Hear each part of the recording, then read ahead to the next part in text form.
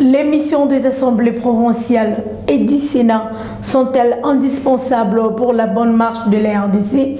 Suivez cet éditorial de votre chaîne.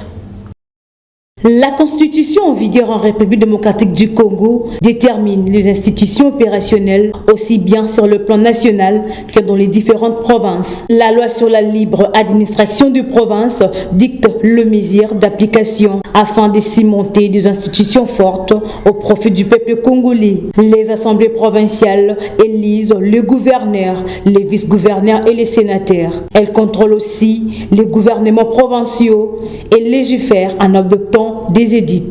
L'opinion remarque avec amertume que les assemblées provinciales déstabilisent énormément les gouvernements provinciaux par les motions contre le gouverneur et autres membres du gouvernement et bloquent ainsi le processus de développement en cours. Les armes fatales utilisées sont les pétitions et les motions. Certains Congolais pensent que les motions contre le gouverneur auraient des motivations pécuniaires. Ces derniers temps, 24 provinces sur le 26 souffrent d'une crise institutionnelle opposant les assemblées provinciales aux gouverneurs.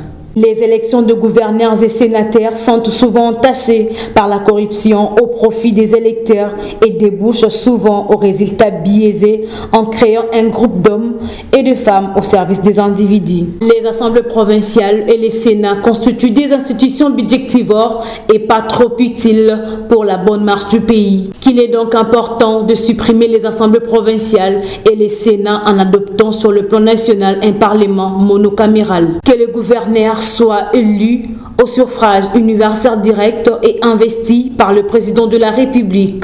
En outre, les gouverneurs élus directement par la population ne devront pas travailler dans leur province d'origine. Après les élections, les gouverneurs élus devront être mis à la disposition du président de la République pour affectation dans d'autres provinces pendant tous les mandats. Pour assurer l'unité nationale, il est donc important de souligner que seulement les non-originaires devront diriger les provinces sous l'autorité directe du président de la République. Il est important aussi de fixer le nombre de députés nationaux à 10 à 60 à raison de 10 députés par province. Cette formule donnera au pays un parlement monocaméral fort, réaliste et non budgétivore. Allons-nous ainsi éviter au chômage déguisé consistant à attribuer une tâche à plusieurs personnes improductives et revêtues d'un pouvoir immense et destructif?